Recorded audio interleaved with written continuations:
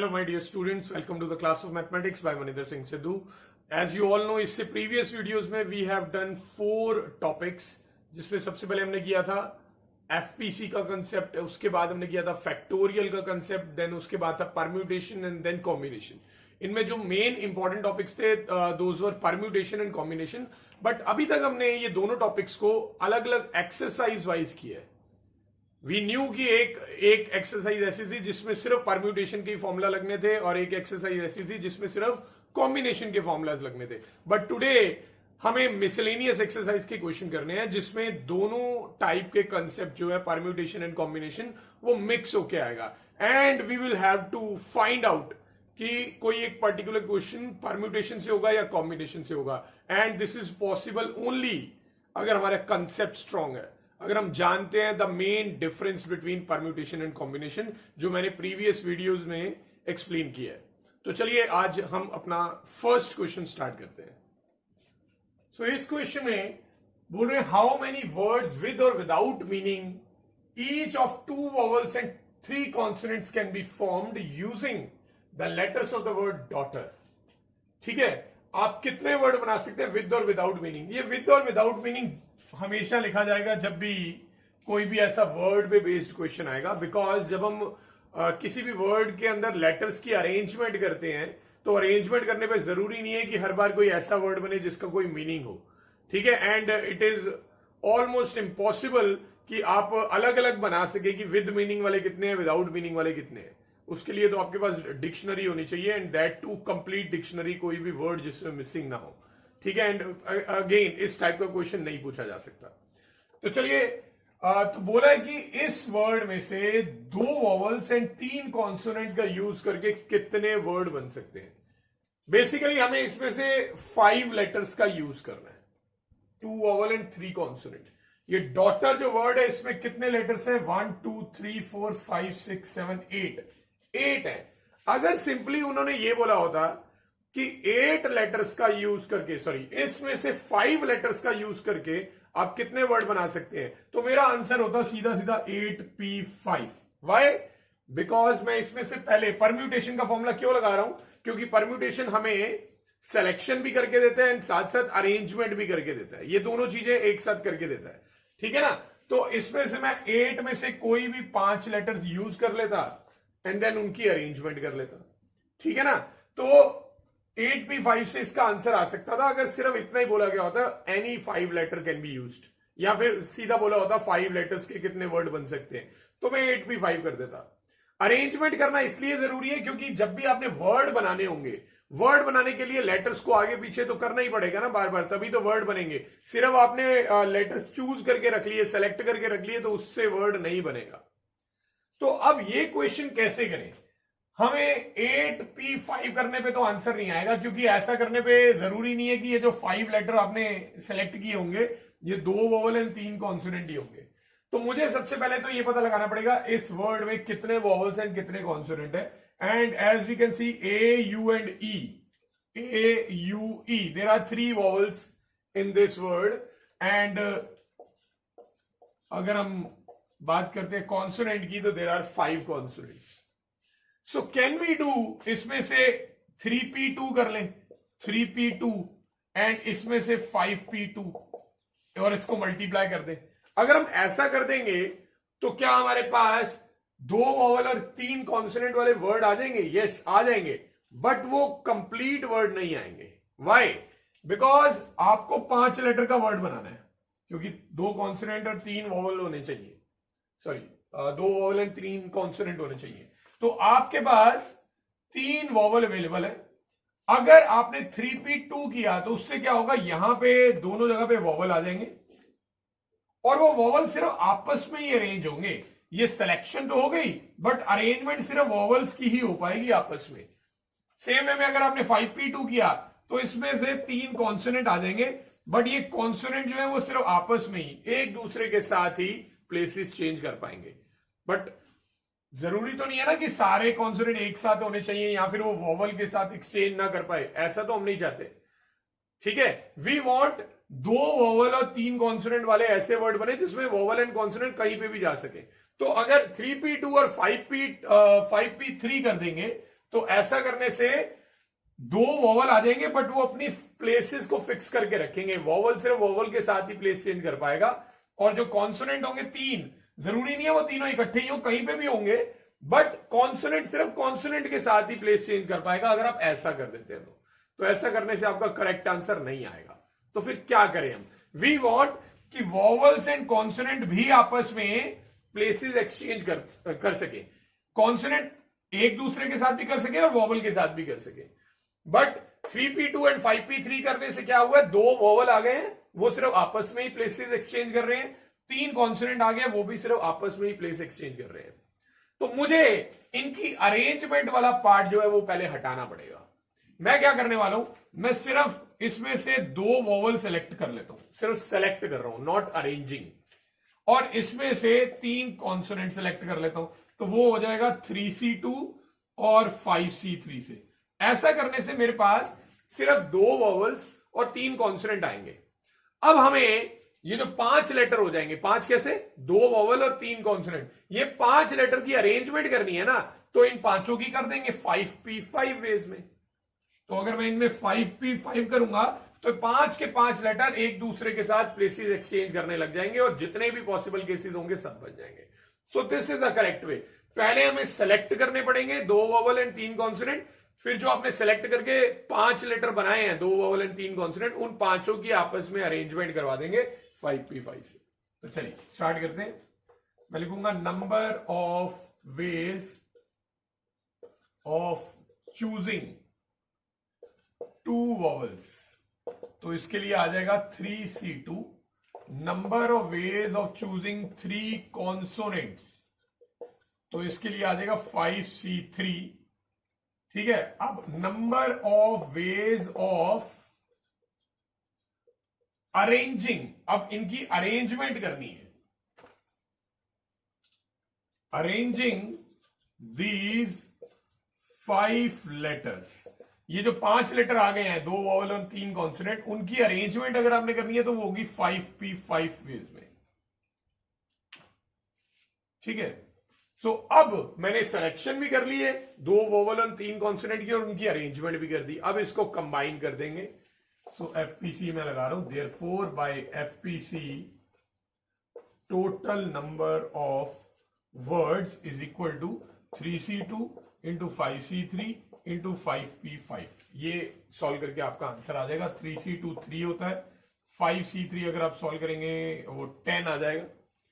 ठीक है, 5p5 जो होता है वो 5 फैक्टोरियल होता है, और 5 फैक्टोरियल की वैल्यू 120 होती है, तो इसका आंसर आ जाएगा 3600। ठीक है, आई होप ये क्वेश्चन आपको समझ आया होगा। थोड़ा सा ट्रिकी वाला क्वेश्चन था ये। इसमें फर्स्ट ही क्वेश्चन ऐसा है जिसमें परम्यूटेशन एंड कॉम्बिनेशन दोनों का एक साथ यूज हो गया। चलिए अब हम नेक्स्ट क्वेश्चन करते हैं। So another very important question, how many words with और without meaning can be formed with the letters of the word equation at a time so that vowels and consonants occur together। तो इस बार कितने letter का use करना है ये नहीं बताया, इसका मतलब सारे के सारे लेटर यूज करने हैं। ठीक है, और कंडीशन ये है कि वॉवल्स और कॉन्सोनेंट एक साथ होने चाहिए, यानी सारे वॉवल्स एक साथ आए, सारे कॉन्सोनेंट एक साथ आए। तो वॉवल्स का एक ग्रुप बना होना चाहिए और कॉन्सोनेंट का भी एक ग्रुप बना होना चाहिए। तो जब अब यहां पे कोई कम तो करने नहीं है, यानी कि ये सिलेक्शन का कोई पार्ट नहीं है, यहां पे अरेंजमेंट का ही है, सिर्फ वर्ड बनाने हैं और किसी को लीव आउट भी नहीं करना है। तो ये टोटली परम्यूटेशन का क्वेश्चन है।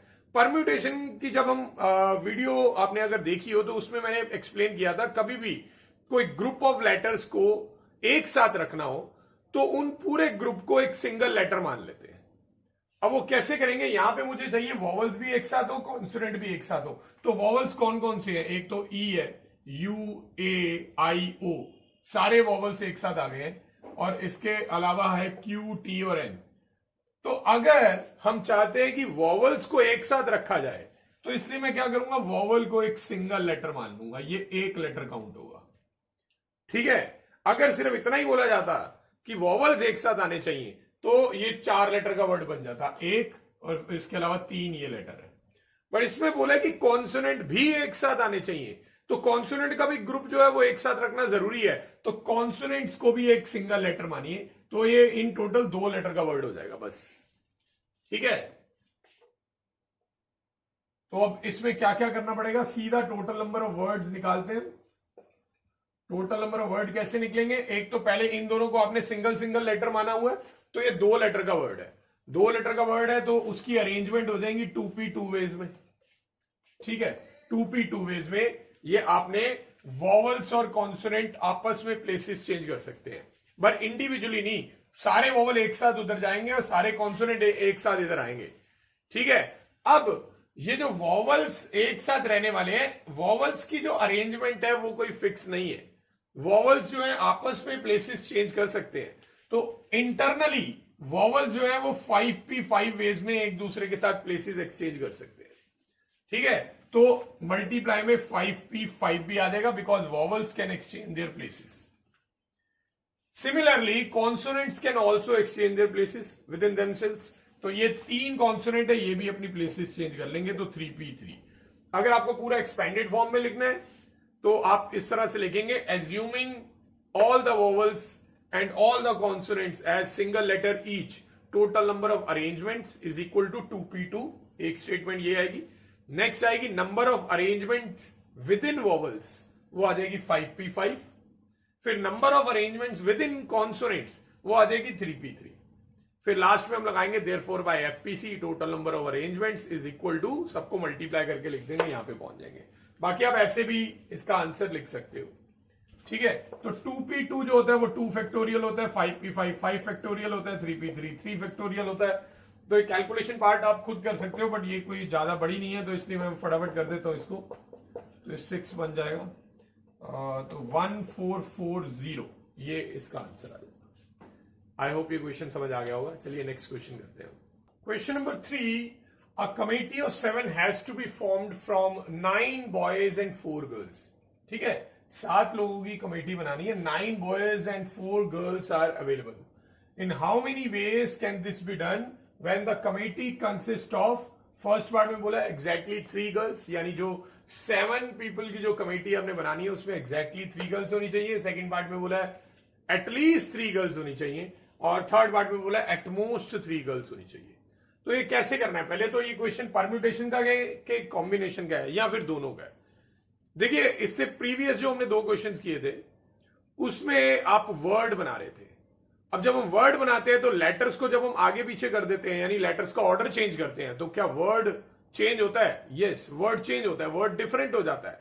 तो इसलिए उसमें ऑर्डर मैटर करता है। तो प्रीवियस क्वेश्चंस में जब ऑर्डर मैटर कर रहा था वो क्वेश्चन परम्यूटेशन के बिना नहीं हो सकते, जहां पे भी ऑर्डर मैटर करता होगा। यहां पे क्या ऑर्डर मैटर करता है, जब आप कमेटी बना रहे हैं तो किन लोगों को सेलेक्ट किया, और जब आपने सेलेक्ट किया था तो किस ऑर्डर में उनके नेम लिए थे।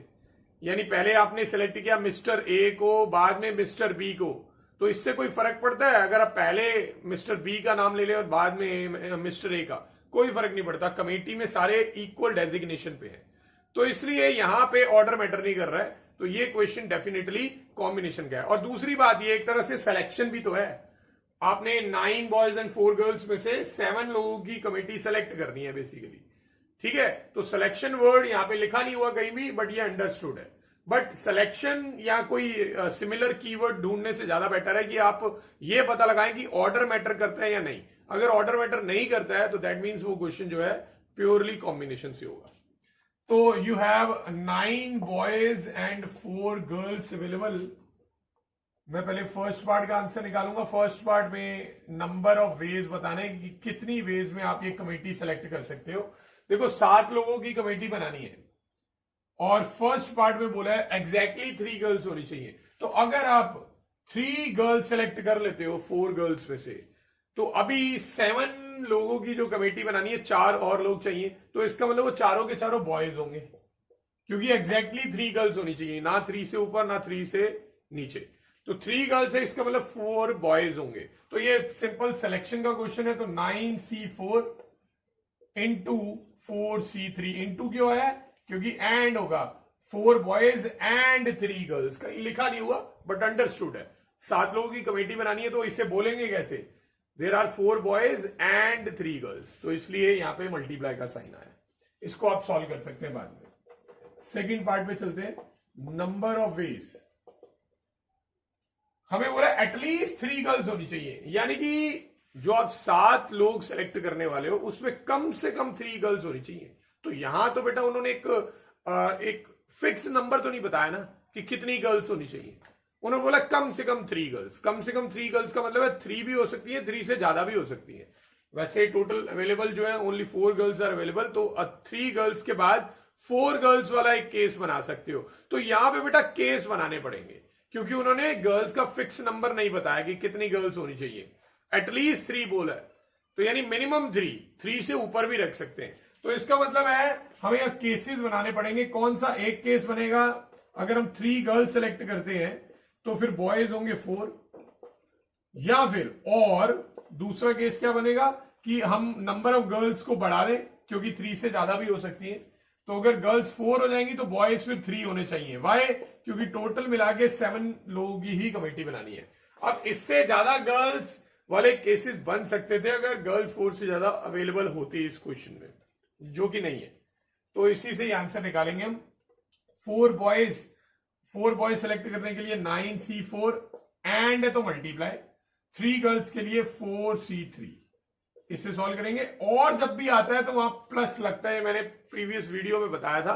हालांकि this is the first question जिसमें केसेस बने हैं। तो जब भी केसेस बनेंगे, जब भी और लिखा आएगा, और का मतलब होगा प्लस, ठीक है, क्योंकि केसेस बनेंगे तो उनके रिजल्ट्स को हम ऐड करेंगे।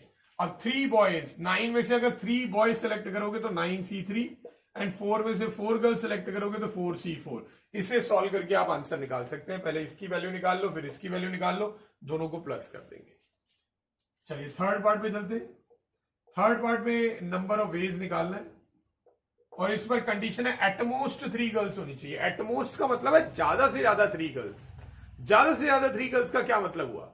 इसका मतलब 3 से ऊपर नहीं हो सकती, 3 से नीचे हो सकती है, जितनी मर्जी नीचे ले आओ, ठीक है। 3 गर्ल्स भी हो सकती हैं, 2 गर्ल्स भी हो सकती हैं, 1 गर्ल भी हो सकती है और 0 गर्ल भी हो सकती है। जब कभी भी एटमोस्ट वाला क्वेश्चन आएगा उसमें 0 वाला केस भी जरूर इंक्लूड होगा। तो एटमोस्ट 3 गर्ल्स का मतलब 3 गर्ल्स वाला केस बनेगा, या फिर 2 गर्ल्स हो सकती हैं, या 1 गर्ल या 0 गर्ल। तो सारे केसेस में यहां पे बना देता हूं। एक बनेगा 3 गर्ल्स अगर रखेंगे तो टोटल 7 पीपल बनाने के लिए 4 बॉयज आएंगे, ठीक है। अगर हम नंबर ऑफ गर्ल्स को 2 कर देते हैं तो फिर नंबर ऑफ बॉयज 5 करने पड़ेंगे तभी, ताकि टोटल 7 हो सके। अगर मैं नंबर ऑफ गर्ल 1 करता हूं तो बॉयज जो है वो 6 होने पड़ेंगे। एंड लास्ट केस, अगर मैं नंबर ऑफ गर्ल्स को 0 कर देता हूं तो फिर 7 बॉयज आ जाएंगे एंड 0 गर्ल्स आ जाएंगी। बस अब इनकी वैल्यूज डाल देनी है। 4 बॉयज 9 अवेलेबल है तो 9C4 और 3 गर्ल्स है तो 4C3। तो ये फर्स्ट, इसका आंसर आ गया फर्स्ट केस का। प्लस लगाऊंगा और के लिए 5 बॉयज यानी 9C5 और 2 गर्ल्स है तो 4 गर्ल्स में से 2 सेलेक्ट करोगे तो 4C2। फिर है 5 बॉयज तो ये आ जाएगा 6 boys 9C6 and then 1 girl है तो 4 में से 1 सेलेक्ट हो जाएगी।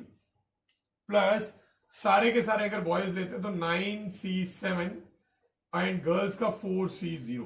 अब इनको सॉल्व करके आप आंसर यहां पे ऑब्टेन कर सकते हैं, ठीक है। तो यहां पे फर्स्ट टाइम हमने ऐसा क्वेश्चन किया जिसमें केसेस बने हैं। ऑलराइट, चलिए अब हम नेक्स्ट क्वेश्चन पे चलते हैं। Question number 4, very interesting one. If the different permutations of all the letters of the word examination, permutations यानी अरेंजमेंट यानी इसके जितने भी वर्ड बन सकते हैं एग्जामिनेशन में, जितने भी लेटर्स हैं उनकी अरेंजमेंट करके जितने भी वर्ड बन सकते हैं, are listed as in the dictionary, उन सारे वर्ड्स को डिक्शनरी के अकॉर्डिंग अरेंज कर दें। How many words are there in this list before the first word starting with E. अब ये क्वेश्चन का मतलब क्या है? उन्होंने कहा इसके एग्जामिनेशन वर्ड में लेटर्स को अरेंज कर करके आप जितने भी वर्ड बना सकते हो, जितने भी वर्ड बना सकते हो, अगर वो सारे आपने बना लिए और उन्हें डिक्शनरी के अकॉर्डिंग अरेंज कर दिया। डिक्शनरी में अल्फाबेटिकल ऑर्डर में होते हैं, आपने देखा होगा। स्टार्टिंग अगर हम डिक्शनरी की देखें तो ए से स्टार्ट होने वाले वर्ड आते हैं, देन बी से स्टार्ट होने वाले आते हैं, उसके बाद सी वाले आते हैं, डी वाले आते हैं, ई वाले आते हैं, चलता रहता है इस तरह से। बट यहां पे सारे के सारे लेटर्स तो अवेलेबल नहीं है, जैसे A B C D E F G H सबके सब अवेलेबल नहीं है। There are few letters available. तो अगर इनसे बनने वाले वर्ड्स को मैं डिक्शनरी के अकॉर्डिंग लगाऊंगा तो सबसे पहले किससे स्टार्ट होने वाले आएंगे? मुझे लेटर ए दिख रहा है, तो सबसे पहले तो आ जाएंगे स्टार्टिंग विद ए। ठीक है, अब ए के बाद बी कहीं नहीं है, सी कहीं नहीं है, डी भी कहीं नहीं है, ई है। नेक्स्ट आएंगे स्टार्टिंग विद ई। पहले ए वाले जब खत्म हो जाएंगे तो फिर ई वाले स्टार्ट हो जाएंगे, फिर ई वाले जब खत्म हो जाएंगे तो ई के बाद एफ नहीं है, जी नहीं है, आई है, तो फिर स्टार्टिंग विद आई आ जाएगा। फिर आई के बाद जे नहीं है, के नहीं है, एल नहीं है, एम है, तो फिर आगे आ जाएगा एम वाले, और उसके बाद आपने देखा होगा एन भी है, और उसके बाद आपने देखा होगा ओ भी है, और एंड सो ऑन, इस तरह चलता रहेगा। बट क्वेश्चन में उन्होंने बोला है कि ये जितनी भी लिस्ट बनेगी इसमें ई से स्टार्ट होने वाले जब वर्ड आएंगे उससे पहले कितने वर्ड आ चुके हैं, मतलब ई से पहले तो फिर ए वाले ही हुए ना। तो वो यही वाला क्वेश्चन सिंपल वर्ड्स में आपसे यही पूछ रहे हैं कि ए से स्टार्ट होने वाले वर्ड बता दो बस कितने हैं, दैट्स इट, ये पूछा जा रहा है। ये क्वेश्चन वो सिंपल लैंग्वेज में पूछ सकते थे, बट उन्होंने जानबूझ के लैंग्वेज जो है ट्विस्ट करके दी है। उन्होंने पूछा ई से पहले आने वाले कितने वर्ड है, ई से स्टार्ट होने वाला जब पहला वर्ड आएगा उससे पहले कितने वर्ड निकल चुके होंगे इस लिस्ट में। तो बेसिकली वो ए से स्टार्ट होने वाले वर्ड आपसे पूछ रहे हैं। अब किसी एक पर्टिकुलर लेटर से स्टार्ट करने वाले जब वर्ड बनाने हो तो उसके लिए उस पर्टिकुलर लेटर को हमें फिक्स करना पड़ता है एक प्लेस पे। अगेन ये वर्ड फॉर्मिंग वाला क्वेश्चन है, कोई सिलेक्शन नहीं है, क्योंकि लेटर्स को आगे पीछे करोगे तो वर्ड चेंज हो जाएगा। तो डेफिनेटली परम्यूटेशन का ही क्वेश्चन है, और आपसे बेसिकली यहां पे जो पूछा जा रहा है वो स्टार्टिंग विद ए कितने है वो पूछा जा रहा है। तो fixing A at first place, comma total words कितने बनेंगे। अगर देखिए मैं ए को फिक्स कर देता हूं तो ए के अलावा यहां पे मुझे क्या क्या दिख रहा है, एक ई है, एक्स है, ए आ चुका है स्टार्टिंग में, फिर एम है, फिर आई है, देन एन है, देन ए है, इस बार ए तो लिखेंगे, फिर टी है, आई है, ओ है, एन है। तो 1 2 3 4 5 6 7 8 9 10 10 लेटर्स है, टोटल मिला के 11 है, बट ए को क्योंकि हमने फिक्स कर दिया है तो उसको काउंट नहीं करेंगे। तो ये 10 लेटर्स का वर्ड है। 10 लेटर्स में कितनी अरेंजमेंट हो जाएंगी, 10p10। बट हमेशा क्वेश्चन में ये देखना चाहिए कहीं रेपिटेशन तो नहीं है। अब जैसे यहां पे कहीं रेपिटेशन है, जैसे आई जो है वो 2 बार आ रहा है तो उसके लिए अपॉन में एक 2 फैक्टोरियल, और कोई रिपीट हो रहा है, ए आ रहा है 2 बार, बट ये वाले ए को तो आप काउंट ही नहीं ना कर रहे, इसको तो परम्यूटेशन में काउंट का किया हमने 10 लेटर्स में, तो इसको नहीं काउंट किया, तो उसके अलावा सिर्फ एक ही ए है तो उसको उससे डिवाइड नहीं करना। अच्छा एन आ रहा है 2 बार, एन आ रहा है 2 बार, तो एक बार और 2 फैक्टोरियल से डिवाइड करेंगे बस। उसके अलावा ई भी 1 टाइम है, एक्स भी एक ही बार है, एम भी एक ही बार है, आई और एन का लिख चुके हैं, ए भी हो गया, टी भी नहीं है, तो यानी बेसिकली यही वाले हैं। या तो आई है 2 बार या फिर एन है 2 बार, इसके अलावा और कोई नहीं। तो इससे सॉल्व करिए and you will get your answer. ठीक है, तो ये 10 फैक्टोरियल अपॉन 2 फैक्टोरियल 2 फैक्टोरियल। अब अगर यही क्वेश्चन में बोला जाता कि स्टार्टिंग विद ई के बजाय लिखा होता स्टार्टिंग विद आई, तो आपसे पूछा होता आई से पहले कितने आएंगे। तो आई से पहले फिर ए वाले भी आ सकते हैं और ई वाले भी आ सकते हैं, तो फिर आपको केसेस बनाने पड़ते हैं। एक आप वो केस बनाते हैं अगर स्टार्टिंग में ए को फिक्स कर देते तो यही आंसर आता उसका।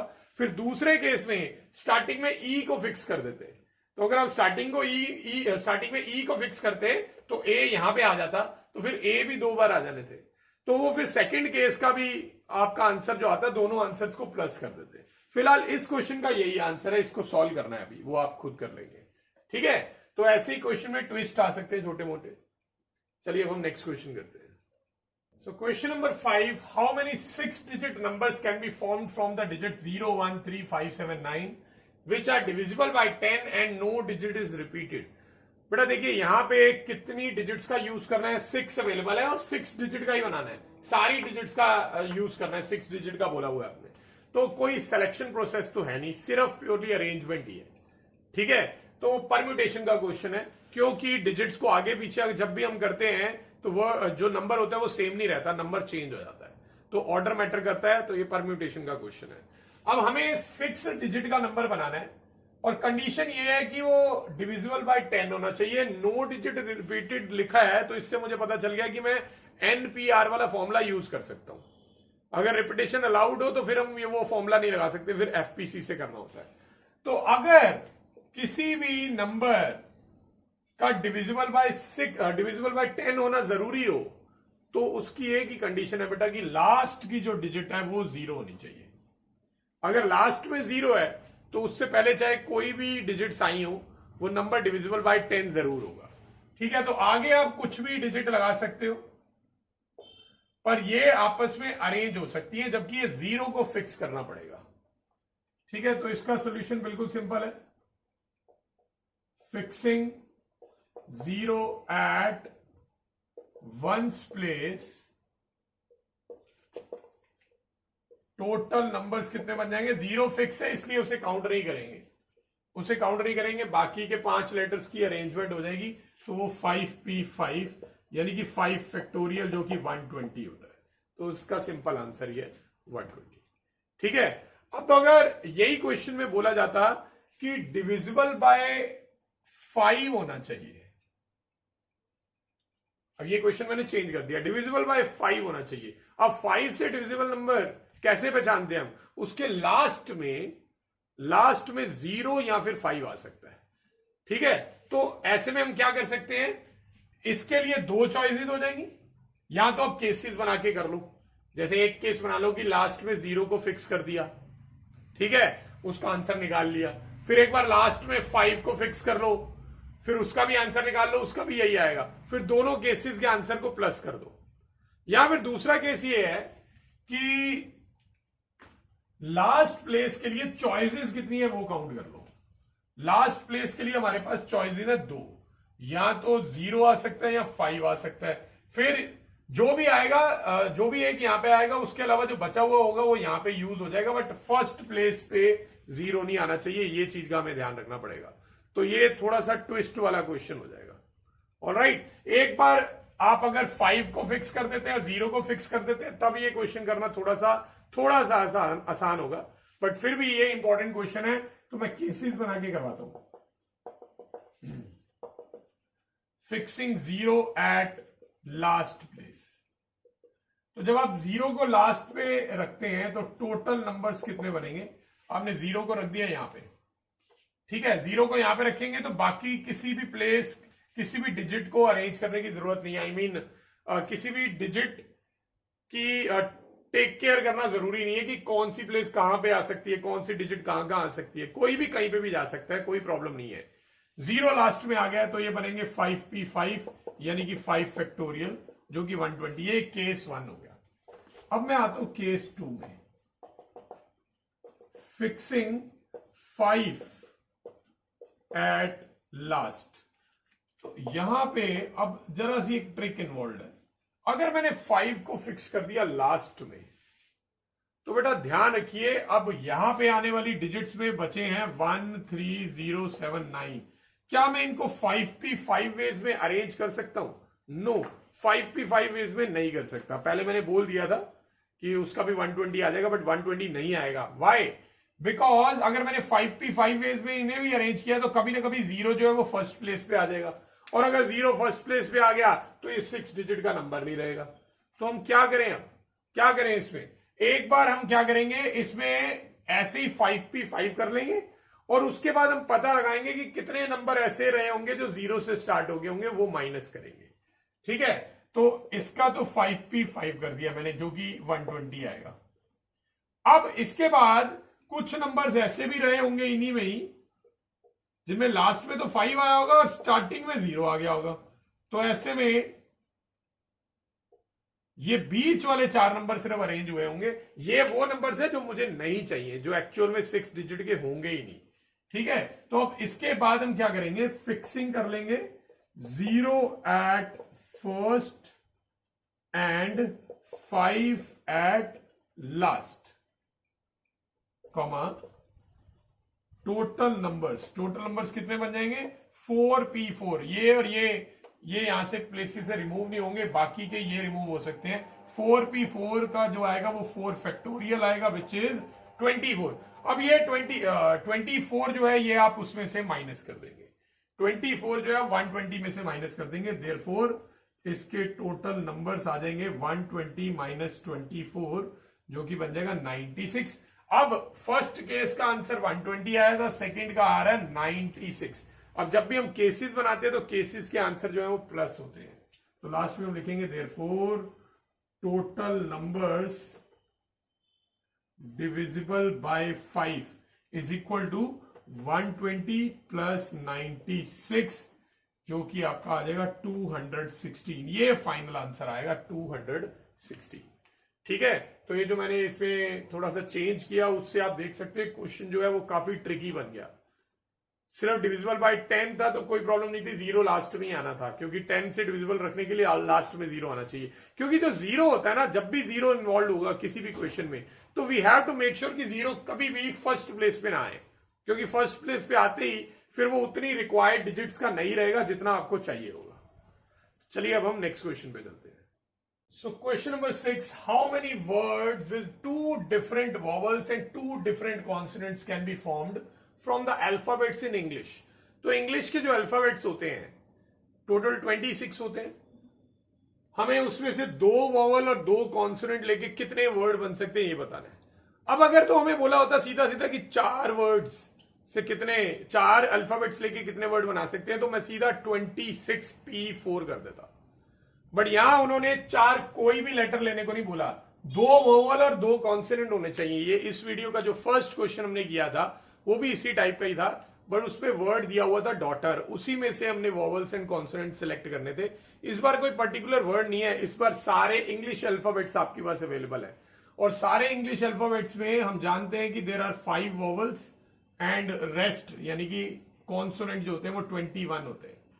5 वोवल्स और 21 कॉन्सोनेंट होते हैं अल्फाबेट्स में। अब आपको 2 वोवल और 2 कॉन्सोनेंट वाले कितने वर्ड बनते हैं वो बनाना है। ठीक है, तो ये उसी तरह से करेंगे जैसे क्वेश्चन नंबर 1 किया था। पहले हमें 2 वोवल्स सेलेक्ट करने पड़ेंगे, 2 कॉन्सोनेंट भी सिलेक्ट करने पड़ेंगे। जब हम इन्हें सेलेक्ट कर लेंगे तो फिर इन सेलेक्टेड 4 लेटर्स की अरेंजमेंट्स कर देंगे, क्योंकि वर्ड बनाने हैं वो बिना परम्यूटेशन के तो हो नहीं सकता, तो बाद में हम अरेंजमेंट कर देंगे, पहले सिलेक्शन कर लेते हैं। ठीक है, सो इसका आंसर आप डायरेक्टली भी लिख सकते हो और पूरा एक्सप्लेन करके भी लिख सकते हो। तो अगर मैं लिखता हूं number of ways of selecting 2 vowels, तो वो आ जाएगा 5C2। सिलेक्शन हो रही है अभी तो इसलिए कॉम्बिनेशन लगाया है। Number of ways of selecting 2 consonants, तो ये आ जाएगा 21C2। ठीक है, फिर number of ways of arranging these letters, कितने लेटर आपने सेलेक्ट किए हैं? 4, 2 + 2 4, तो ये 4P4 वेज में अरेंज हो जाएगा, जो कि 4 फैक्टोरियल हो सकता है। ये वैसे सिंपल वैल्यूज हैं, ये आप कैलकुलेट भी कर सकते हो। ये 10 आ जाएगा and then this will be 210, this will be 24। तो अब आप इन सबको मल्टीप्लाई कर देंगे। Therefore by FPC total number of words that will be 10 into 210 into 24। तो अगर मैं मल्टीप्लाई करूं 24 1 द 24, 24 2 द 48 और 2 मिलके 50 आ जाएगा and then there are 2 zeros। तो ये इसका फाइनल आंसर होगा। ठीक है, तो क्वेश्चन नंबर 1 के जैसे ही काफी सिमिलर क्वेश्चन था। चलिए अब हम नेक्स्ट क्वेश्चन पे चलते हैं। Question number 7 again very interesting question, and इस टाइप की सिचुएशन आप भी आगे फेस करेंगे अगर अभी तक कभी ऐसा फेस नहीं किया। मेनली कॉलेज जो एग्जाम्स होते हैं उसमें इस टाइप की सिचुएशन आती है। एक एग्जामिनेशन है जिसमें क्वेश्चन पेपर है जिसमें टोटल 12 क्वेश्चंस है which are divided into 2 parts, part 1 and part 2, और दोनों में 5 और 7 क्वेश्चंस हैं। तो एक है पार्ट 1, एक है पार्ट 2, इसमें टोटल 5 क्वेश्चंस हैं, इसमें 7 क्वेश्चंस हैं। ठीक है, a student is required to attempt 8 questions in all, यानी ये 12 में से 8 क्वेश्चंस अटेम्प्ट करने हैं। पर कोई भी 8 कर लेगा क्या? नहीं, उन्होंने कंडीशन दी है selecting at least 3 from each part, यानी कोई भी पार्ट में से कम 3 तो करने ही पड़ेंगे। मतलब आप ऐसा नहीं कर सकते कि ये वाले अगर आपको 7 क्वेश्चन आते हैं तो आप ये 7 के 7 अटेम्प्ट कर दें और एक यहां से अटेम्प्ट कर ले तो 8 हो गए आपके। इस तरह से अलाउड नहीं है। मिनिमम 3 करने ही करने हैं किसी भी पार्ट में से, 3 से कम नहीं कर सकते, 3 से ज्यादा कर सकते हो। तो फिर आपसे पूछा है ऐसा कितनी वेज में हो सकता है, तो बेटा यहां पे तो साफ साफ पता चल रहा है कि केसेस बनेंगे। ठीक है, केसेस कैसे बनेंगे, एक केस बन जाएगा कि आप पार्ट 1 में से मिनिमम 3 अटेम्प्ट कर लो। अगर 3 अटेम्प्ट करोगे तो उसमें से 5 अटेम्प्ट करने पड़ेंगे, क्योंकि आपको टोटल 8 क्वेश्चन अटेम्प्ट करने हैं। तो ये बन जाएगा आपका केस 1। दूसरा केस बन सकता है पार्ट 1 में से 4 अटेम्प्ट कर लो, फिर पार्ट 2 में से भी 4 ही करने पड़ेंगे क्योंकि टोटल मिला के 8 हो जाएगा। तो ये बन जाएगा केस 2। फिर एक बन जाएगा यहां से 5 कर लो और फिर उधर से 3 कर लो, ये बन जाएगा केस 3। बट केस 3 के बाद और कोई केस नहीं बनेगा, क्योंकि आप यहां 5 से ज्यादा आप कर ही नहीं सकते, क्योंकि 5 से ज्यादा अवेलेबल नहीं है। अगर अवेलेबल होते भी तब भी आप यहां से 6 और वहां से 2 नहीं कर सकते थे, बिकॉज दोनों पार्ट में से मिनिमम 3 तो करना ही है। अब ये 3 से नीचे आप नहीं जा सकते थे। तो ये डिफरेंट केसेस बन रहे हैं अब आपके सामने। अब क्या ये क्वेश्चन परम्यूटेशन का या कॉम्बिनेशन का है? देखिए, जब भी हम क्वेश्चन अटेम्प्ट करेंगे, मान ले मैंने question number 1 and question number 3 attempt किया, अब पहले क्वेश्चन नंबर 1 किया या पहले क्वेश्चन नंबर 3 किया, इससे कोई फर्क नहीं पड़ने वाला। ठीक है, मेरे सॉल्यूशंस को मार्क किया जाएगा, ना कि ऑर्डर को। ठीक है ना, तो यहां पे ऑर्डर मैटर नहीं करता है। तो ये कॉम्बिनेशन का क्वेश्चन है, और एक तरह से कहीं कहीं आपको पढ़ के ऐसा लग भी रहा होगा कि सेलेक्ट वाला ही है ये क्वेश्चन, तो कॉम्बिनेशन उससे श्योरिटी हो जाती है। ठीक है, बट मैंने पहले भी बोला है कि सिर्फ कीवर्ड देख के कभी डिसाइड नहीं करना है कि परम्यूटेशन है कि कॉम्बिनेशन है। उसके बाद आपने ऑर्डर मैटर करता है, यानी ये जो मेन प्रूफ होता है परम्यूटेशन और कॉम्बिनेशन के अंदर, मेन डिफरेंस। तो ये इसका सोल्यूशन जो है काफी सिंपल है। Number of ways of attempting 8 questions is equal to, क्या होगा, एक केस बनेगा 3 पार्ट 1 में से, 5 पार्ट 2 में से। तो 5 में से 3 करेंगे, 5C3 एंड 5 करेंगे यहां से, तो 7C5। फिर और दूसरा केस बनेगा, केस 2 है। केसेस के आंसर हमेशा प्लस होते हैं। either you can do this और you can attempt 4 from each of the part. तो 5C4 5 में से 4 और ये 7 में से 4 एंड 7C4। और द थर्ड केस इज कि आप 5 क्वेश्चन अटेम्प्ट कर ले पार्ट 1 में से और पार्ट 2 में से 3। तो 5C5 और ये 7C3।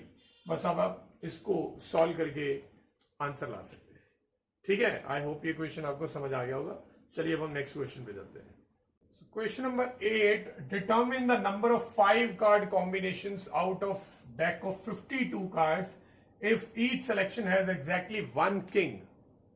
तो यानी कि आपको 5 कार्ड सेलेक्ट करने हैं 52 में से, और आपके 5 कार्ड में एक किंग का होना जरूरी है, एग्जैक्टली 1 किंग का। आपने सिमिलर क्वेश्चन कॉम्बिनेशन वाली वीडियो में भी देखा होगा, वहां पे एक किंग की बजाय बोला था एक एस का होना जरूरी है। ठीक है, तो ये ऑलरेडी हम कर चुके हैं इस टाइप का क्वेश्चन। 52 कार्ड्स में से 5 कार्ड सेलेक्ट करने हैं, बट कोई भी 5 नहीं करने। अगर कोई भी 5 करने होते तो मैं सीधा 52C5 लिख देता। 5 कार्ड में से एक कार्ड का किंग होना जरूरी है, एक से ज्यादा किंग नहीं होने चाहिए, ना एक से कम। तो हम पता लगाएंगे किंग होते कितने हैं। तो जैसे एसेस जो थे वो 4 थे, वैसे किंग जो है वो भी 4 ही होते हैं, 4 किंग्स, और जो 48 है ये अदर्स होते हैं। अब आपको 5 कार्ड जो है वो सेलेक्ट करने, और 5 कार्ड में से एक कार्ड किंग होना चाहिए, बाकी के चारों में एक भी किंग ना हो, यानी बाकी के चारों आप ये 48 में से सेलेक्ट कर लेंगे। ठीक है, सो इसका सोल्यूशन सीधा आ जाएगा, number of selections is equal to 4C1, 4 में से एक किंग, एंड 4 अदर कार्ड्स, तो 48C4। ठीक है, परम्यूटेशन से क्यों नहीं हुआ? पहली बात तो सिलेक्शन करनी थी, दूसरी बात यहां ऑर्डर इंपॉर्टेंट नहीं है। आप किंग को पहले नंबर पे रखो या बाद में रखो, ऐसा कुछ नहीं उन्होंने बोला। उन्होंने बोला सिर्फ 5 कार्ड में एक किंग होना जरूरी है, ऑर्डर मैटर नहीं करता है। तो इसलिए कॉम्बिनेशन का क्वेश्चन है। ठीक है, तो चलिए अब हम नेक्स्ट क्वेश्चन करते हैं। तो क्वेश्चन नंबर 9 में कहा गया, it is required to seat 5 men and 4 women in a row. In how many ways can this be done so that the women occupy even places? तो ये उन्होंने कंडीशन दे दी है। अगर सिर्फ इतना ही क्वेश्चन होता है कि 5 men and 4 women को रो में बिठाना है, तो वे बेसिकली ये 9 लोग हैं, उनकी अरेंजमेंट करनी थी। तो वो तो 9p9 करके हो जाता। बट उन्होंने कंडीशन दे दी है, कंडीशन ये दी है कि ये जो 9 लोग बैठेंगे इनमें विमेन को इवन प्लेसेस देनी जरूरी है। तो बेटा 9 अगर प्लेसेस अवेलेबल है, 1 2 3 4 5 6 7 8 9, तो 9 में से इवन वाली प्लेसेस जो है वो एक तो ये सेकंड वाली होगी, एक ये फोर्थ वाली होगी, सिक्स्थ वाली होगी और एट्थ वाली। तो यहां पे चारों विमेन का आना जरूरी है। तो हम विमेन को अगर ये वाली प्लेसेस दे देते हैं तो इसका मतलब मेन के लिए बाकी की बची हुई 4 प्लेसेस अवेलेबल है। ठीक है, तो यहां पे मेन आ जाएंगे। तो ये क्वेश्चन में उन्होंने बोला विमेन को इवन प्लेसेस दो, इनडायरेक्टली वो ये बोल रहे हैं कि मेन को ऑड प्लेसेस दो। एक ही बात हो गई ना। तो अब हम इसको कैसे करेंगे? देखिए विमेन जो है वो मेन के साथ अपनी प्लेसेस इंटरचेंज नहीं कर सकती, क्योंकि विमेन को इवन प्लेसेस पे ही रहना है। बट विमेन जो है वो आपस में प्लेसेस चेंज कर सकती हैं। जो 4 विमेन है ये आपस में एक दूसरे के साथ प्लेसेस जो है वो इंटरचेंज कर सकती हैं। तो टोटल नंबर ऑफ वेज कितनी होंगी? 4p4। 4p4 वेज में ये चारों विमेन आपस में प्लेसेस चेंज कर लेंगी। ऐसे मैन भी तो आपस में प्लेसेस चेंज कर सकते हैं। Now how many man are there? 5। तो अगर मैं 5 मैन की भी अरेंजमेंट कर दूं 5p5, तो इसे मल्टीप्लाई करके आपका आंसर आ जाएगा। तो arrangements with in women and arrangement with in main, तो ये कंबाइन करके एंड है क्योंकि बीच में arrangement with in women and arrangement with in main, तो ये करके आपका फाइनल आंसर आ जाएगा। इसे सॉल्व करेंगे तो इस क्वेश्चन का आंसर आ जाएगा। बट ये वाला क्वेश्चन जो है ना ये अलग अलग वेरिएशंस में भी पूछा जाता है। अब जैसे ये भी पूछा जा सकता है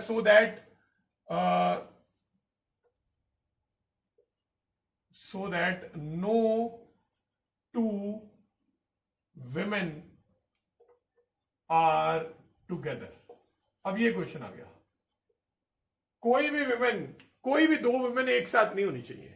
यानी वुमेन जो है, कोई भी 2 वुमेन के बीच में कोई ना कोई मैन होगा ताकि वो एक साथ ना बैठ सके।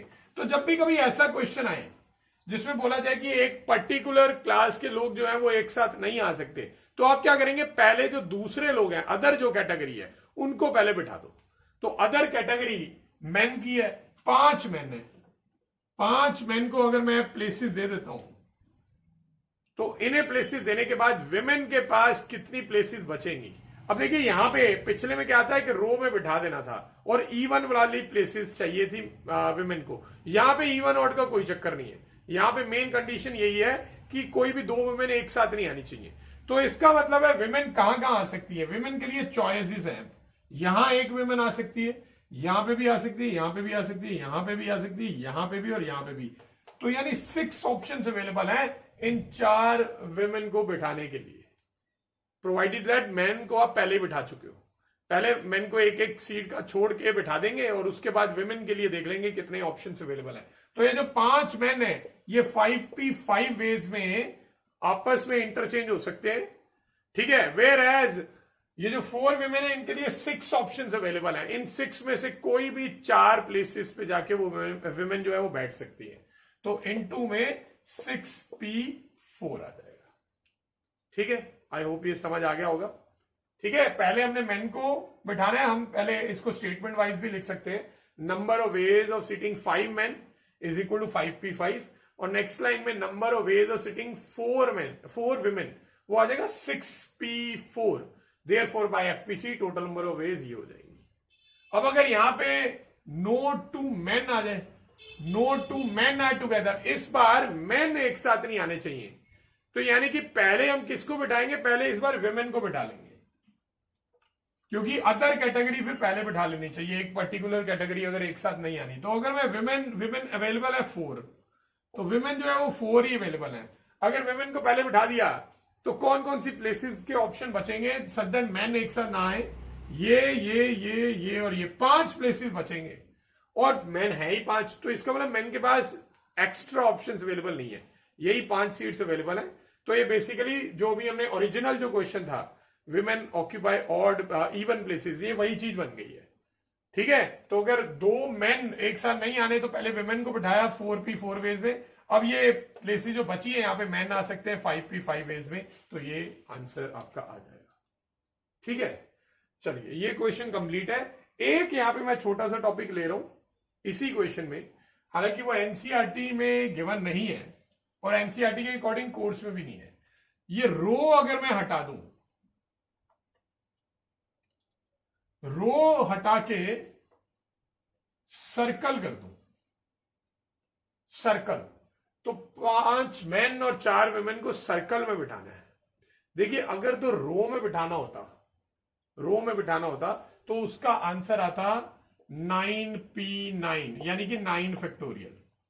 तो बेसिकली जब भी if n people sit in a row तो इसमें n फैक्टोरियल वेज आता है, बट जब भी n पीपल जो है वो सर्कल में बैठते हैं तो इसका आंसर n-1 फैक्टोरियल आता है। तो बेसिकली यहां पे और कोई कंडीशन गिवन नहीं है, 5 मैन और 4 वुमेन यानी कि 9 लोगों को बिठाना है, तो 9 लोगों को बिठाना है बट सर्कल में, और कोई कंडीशन नहीं है। तो सर्कल में बिठाना है तो इसका आ जाएगा 9-1 फैक्टोरियल यानी 8 फैक्टोरियल। इसको सॉल्व करके आप आंसर निकाल सकते हो। तो ये होता है सर्कुलर परम्यूटेशन। ऑलराइट, ये एनसीईआरटी के अकॉर्डिंग कोर्स में नहीं है। चलिए अब हम नेक्स्ट क्वेश्चन करते हैं। क्वेश्चन नंबर 10 में बोला गया है from a class of 25 students 10 are to be chosen for an excursion party. There are 3 students who decide that either all of them will join or none of them will join. तो यानी यहाँ पे 3 जो हैं वो बहुत पक्के वाले दोस्त आ गए जो कह रहे हैं या तो हम तीनों को लेके जाइए या फिर हम में से कोई भी नहीं जाएगा। इन how many veg the excursion party be chosen. ठीक है, तो 25 स्टूडेंट्स हैं क्लास में, ठीक है 25 स्टूडेंट्स हैं, आपको 10 चूज करने हैं। तो मैं 25C3 कर सकता हूं क्योंकि ये तो सिलेक्शन वाला क्वेश्चन है, यहां पे चूज कर रहे हो तो ऑर्डर मैटर करेगा नहीं, कॉम्बिनेशन से होगा। ठीक है, 25C10 कर सकता हूं, सीधा सीधा 10 चूज कर ले। नहीं, आप कोई भी 10 नहीं चूज कर सकते। क्यों नहीं कर सकते? क्योंकि 3 बच्चों ने कंडीशन रखी हुई है, या तो हम तीनों को लो या हम तीनों में से कोई भी नहीं जाएगा। तो अब कैसे करोगे? या तो आप तीनों को छोड़ दो या तीनों को लेके जाओ, तो 2 केसेस बनेंगे। ठीक है, तो बेसिकली ये जो 25 स्टूडेंट्स हैं ये 2 ग्रुप में बटे हुए हैं, जिसमें 3 जो हैं ये फ्रेंड्स हैं जो पक्के बोल रहे हैं कि हम तीनों ही जाएंगे अगर गए तो। बाकी के जो 22 स्टूडेंट हैं ये इंडिपेंडेंट है, ये किसी पे डिपेंडेंट नहीं है, ये कह रहे हैं कि कोई भी जा सकता है कभी भी, ये इंडिपेंडेंट है, जबकि ये वाले डिपेंडेंट है एक दूसरे पे। ठीक है, तो मैं 2 केसेस क्या बनाऊंगा, एक केस बना लूंगा कि ये तीनों को ले चलते हैं। अगर ये तीनों को हम ले गए तो 3 तो आपने ले लिए स्टूडेंट, अब 7 और बचे हुए हैं, तो 7 स्टूडेंट यहां से सिलेक्ट कर लो। ठीक है, और सेकंड केस क्या बनेगा कि आप इन तीनों में से कोई भी मत लेके जाओ और 10 के 10 स्टूडेंट यहां से सेलेक्ट कर लो। तो 2 केसेस बन जाएंगे, इन दोनों केसेस के आंसर को आप ऐड कर देंगे।